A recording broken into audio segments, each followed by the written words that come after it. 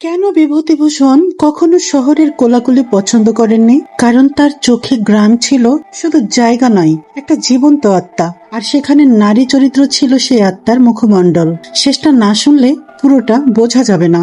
বিভূতিভূষণের সাহিত্য আমাদের কাছে শুধুমাত্র গল্প নয়, এক রঙিন চিত্র, যেখানে গ্রামীণ জীবন, নারীর সংগ্রাম আর প্রকৃতির সঙ্গে মানুষের সম্পর্ক একে অপরের সঙ্গে গভীরভাবে ইন্টারউভেন। পথের পাঁচালীতে আমরা দেখি না শুধু দুর্গার প্রাণময়তা, অপু আর হরিহরের দারিদ্র, আমরা দেখি সময়কে কিভাবে অনুভব করা যায়। পুকুরে মাছ ধরা, ভাঙা চালার নিচে গল্প বলা, শাল গাছের পাতায় পড়া বৃষ্টির ফোঁটা, এসব কিছুই তার কাছে কেবল প্রাকৃতিক দৃশ্য নয়, বরং বেঁচে থাকার প্রতিচ্ছবি। নারী চরিত্রগুলোর মধ্যে যেমন আছে মায়া, তেমনই আছে সীমাহীন সহ্য শক্তি।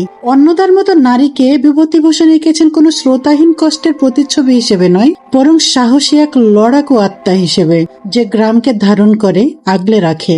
বিভূতিভূষণ নিজেই বলেছেন, যে গ্রাম বাংলা আমি দেখি সেটা শুধু প্রকৃতির নয়, সেটা মায়ের মতো। তার গল্পগুলোই প্রকৃতি যেন মার কোলে ঘুমিয়ে থাকা এক শিশু। শরতের নরম রোদ, বসন্তের ফুল কিংবা হেমন্তের সোনালী ধান ক্ষেত, সব যেন তার ভাষায় কথা বলে। তার লেখা যেন আমাদের শেখায় ধৈর্য, সৌন্দর্য আর কারেজ, এই জীবনের জন্য অপরিহার্য তিনটি গুণ। আর তার গল্পে বারবার ফিরে আসে প্রকৃতির ধীরে ধীরে বয়ে যাওয়া ছন্দ।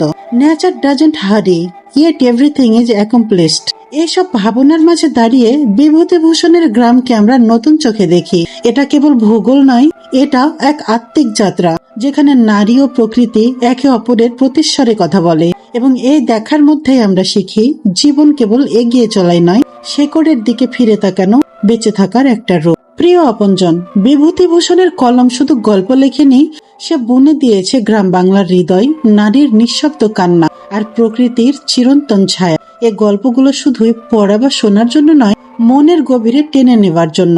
ভয়েস অফ শিরিন সব সময় তোমার সাথেই থাকছে, প্রতিদিন চুপচাপ দুপুর আর কোমল বিকেলে।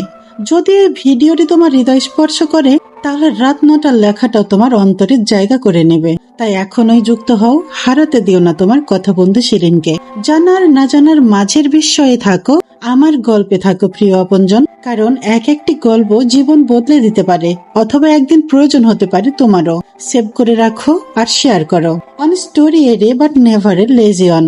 Stories that touch your heart and stay forever. Stay with Voice of Shirin, where your soul finds its home.